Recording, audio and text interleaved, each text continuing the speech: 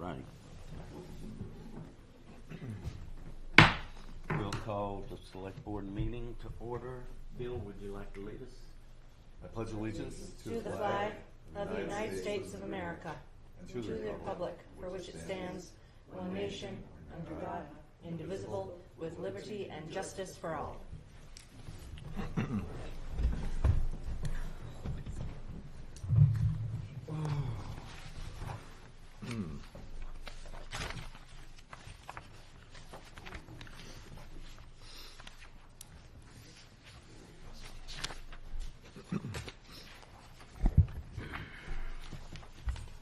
All right, we do have a quorum here tonight, so we need to approve the minutes from January 27th, 2020 work session. Move that we accept those minutes as written. I second that. Any further discussion? All in favor? Aye. Aye. Aye. And January 27th, 2020 regular meeting minutes.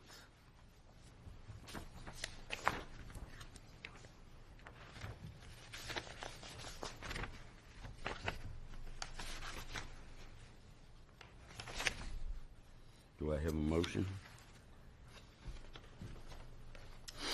I move that we accept the January 27th, 2020 regular meeting minutes as written. I second. All those in favor? Aye. Aye. Aye.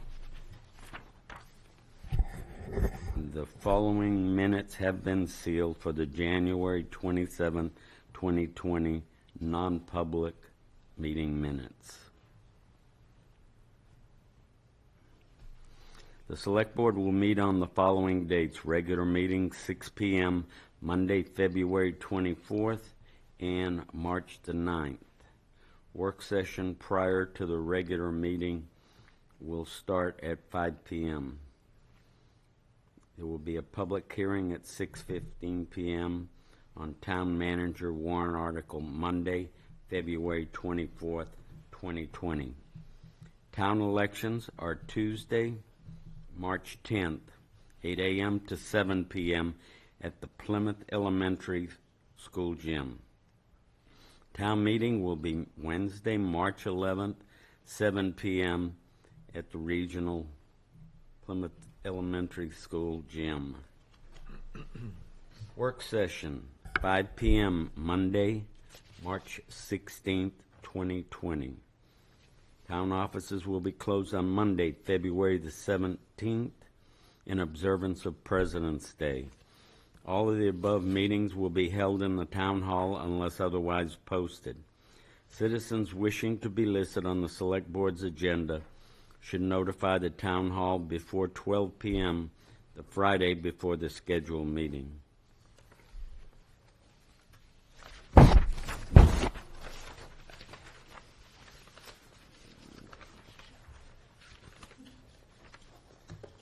Under personnel, we have a letter that I need to read. It says, to Larry Gibson, Director of Plymouth Parks and Recreation, in reference to retirement. Please accept this letter as my formal resignation from the Parks and Recreation Department. Excuse me, just a minute. Is he going to talk to her about part-time, or do we need to announce this? We're not announcing that. We're just accepting her resignation, and she and Larry can discuss the other details later. Okay, all right. I've enjoyed my time working here for the department, but I feel it is now time to retire from full-time work. I would like to request your consideration in rehiring me on a part-time basis with 19 years of experience as a Secretary of Parks and Recreation. I believe I would still be an asset to the department if possible. I would like to return to my job and work mornings for a total of 20 hours per week. Thank you for your consideration regarding this. Lydia McCart. Do we move it again? No, we already made the motion. Just informing. Right.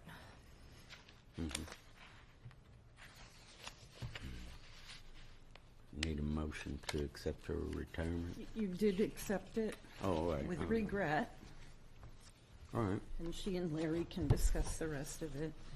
Right. Okay, we did that. All right. Joe? I'll speak to it. He couldn't be here because of cleanup that he has to do. All right.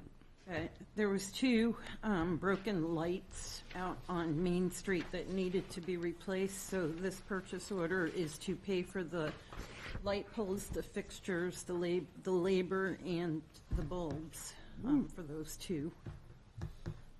It's like $3,500 per lamp post. What happened to the poles? Just age? I think it was deterioration from age. It's Partly was vehicles. Yeah. somebody hit it. They're not really strong in their bases, Yeah. so any touch with the bumpers enough to knock them off. Okay. Someone jumped the curb. All right. Do we have insurance for that or not? For these, for what? We didn't pursue it, but we can. Yeah, we can look into it. I mean, if it was a vehicle accident or whatever. All right. Do we have a motion? I move that we accept the purchase order for Ecoelectric LLC in the amount of $7,157 to fix the two light bulbs, the light poles, fixtures, labors, bulbs, etc., for the Main Street lighting. I'll second. All right. Any further discussion? All in favor? Aye. Aye. Aye. All right.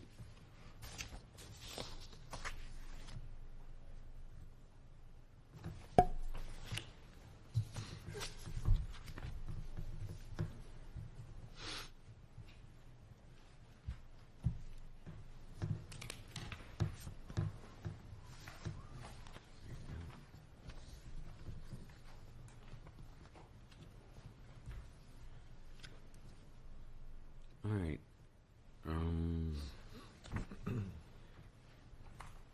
The next item of business is, Brian, are you going to be involved in this or just, I can speak to it. Mr. McGinley's here if he needs to answer any questions. okay. You want to, Okay. you're up. I have some handouts for you, just so we know we're up. Shows both of the conservation parcels and the reason why we need capital.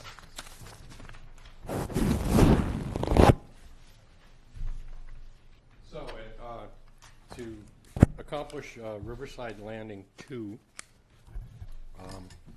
that requires that they move the oxbow that's adjacent to the highway. That can be done with a major wetland impact permit and an alteration of terrain, both of which have been issued or in the works. And the other requirement for the major wetland impact is that certain acreages be put into permanent conservation easement as part of it. So there are two that one was a recently subdivided piece at the extreme western end of Riverside Landing, which also it's from Claybrook to the east. Claybrook has long been identified as a sensitive wildlife habitat. I know we've had a lot of talk about spotted salamanders and the wood turtles, and they do tend to nest and live in that area. That's one parcel. The other parcel would be actually across the river into the east, so it would be almost directly north of the Dunkin' Donuts mobile station development there. So not only would those parcels have to be put into permanent trust, there would also have to be monies set aside for their maintenance. And that would be $10,000 at this point in time that would come with these two parcels. The town of Plymouth has been asked to own them. There are different schemes, and I hate to use that word because it sounds kind of subversive, but different scenarios where you either the Conservation Commission can administer the property, which is kind of contraindicated because in these permanent parcels, you want to make sure that when the funds run low, nobody has the bright idea that they're going to go ahead and sell off the land. And not that it can happen, but it's easier to happen if it's all held in common. Plus, there's, a certain amount of work that needs to be done on them, which might, burn through that $10,000 quicker. So there are a number of land trusts in the area. One also administers the Quincy Bog at this point. But there's another one that we've been put into contact with that also, they're, I hate to say new to the area, but newer. And they would be willing to look at this. I mean, it's maintenance by deed, basically. We would say, okay, in all things here, you administer them to this within these certain bounds, and here's the money that you have to make sure that this happens. Both the Planning Board and the Conservation Commission have recommended to the town that we obtain these parcels, that we accept the gift. So that's basically why we're here now, is to get that portion over. The administration of it can come in later. Meaning that, why pursue that if we don't know for certain that we're going ahead with this now? So this is the first part of that. 2 public hearings, and then, there's certain parameters about how long you get to think about it before you actually come to a vote. So, but I've already been through the calendar with Kate, and we can do this with no problem. Okay. So the question before you, I guess, is, do we want to accept these parcels as the town, as a gift? My recommendation would be, heck yeah. It accomplishes a couple of things. Like I said, it protects that one habitat, but also the Planning Board has been looking at a river trail, river walk, multi-use trail. We have most of it proven from the Gardens for Many all the way up to Hannaford, or the Hatch Plaza. And then the development that Mr. McGinley is proposing at Riverside Landing 2 would actually have a trailhead in the back, and the trail itself would skirt the embankment that that's the definition between the river and the compensation basin that they've dug in the past.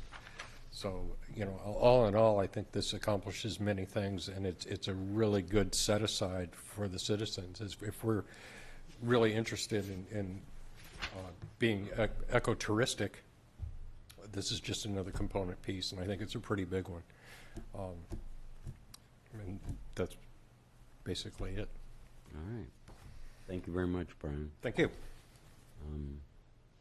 Is Mike here for some other reason, or Mike McGinley? You said he was No, here. he was here just in case the board had any technical questions for him, and Kevin French is here too. If you have any questions of him, he's here. He'd be happy to answer. The board have any questions of it? No, I'm fully aware of the extent of the gift and also what he plans to do with the, the compensation areas, and everything is gold. So, Do we? I don't have any questions. All right. Do we have a motion? One more public hearing. Yes. Oh, that's right. We've got to do the hearings. Yeah, I mean, the way these things go, and not to preach, but since there's been no comment or need to amend this, in the way of most public hearings, that pretty much will allow you to skip the second hearing. I think just to keep this clean and above the board, we should go ahead and schedule the other hearing as well. We have a full board. Okay. So no action on Okay. necessary by the board tonight. Okay. next, any other question? Yep. So the second, management, company, or the easement. Now that's Lakes Region Plan, or Lakes Region. I forget the name we were talking about at the planning board. Most of, or at least the chairman was aware of them, and she's the one that brought it forward. So we haven't met with them or set up any kind of discussion with them. Not at this point, no. we haven't. Right. It's maybe kind of premature. But. All right. Okay. Thank you, Brian. And seeing Mike Ahern is not here, We will not have a report on the stakeholders meeting. We'll move that to our next meeting. Do we have anything else, Kathy? Committee reports. We had a planning board meeting that was canceled. It got bumped. But we had a PERLAC meeting as well, Plymouth Selectboard Local Advisory Committee, and it was pretty much dominated by Eversource and their contractor that does their line maintenance and beneath the lines and knocks down cuts trees and handles the brush. And DES changed their rules to allow them to do this, necessary maintenance pretty much at the discretion without PERLAC's overlook anymore. And they're going to follow best management practices, and we did write in at least the ability for us to work with Eversource to have visits by them to areas that we're aware of that have been improperly maintained over the past several years, and there's been some property wasting and sedimentation that comes into the Pemigewasset River. So they agreed to that, and we have probably more access now to have them maintain it in a better fashion. So it worked out well. But anyway, they dominated that meeting, and that was pretty much it for PERLAC. I didn't have anything. I just want to remind everyone how important budget hearings are, and as such, remind everyone that the elementary school district meeting is on that first Monday in March. The school board meeting itself is at 6 o'clock, and then the district hearing is at 7 o'clock in the elementary school gym. So please show up. Alrighty. Don't forget candidates night. Don't forget candidates night on February 18th from 6 to 8 p.m. Next Tuesday. next Tuesday at the Plymouth Regional High School Auditorium. Yes, and tomorrow is primary day, Right. and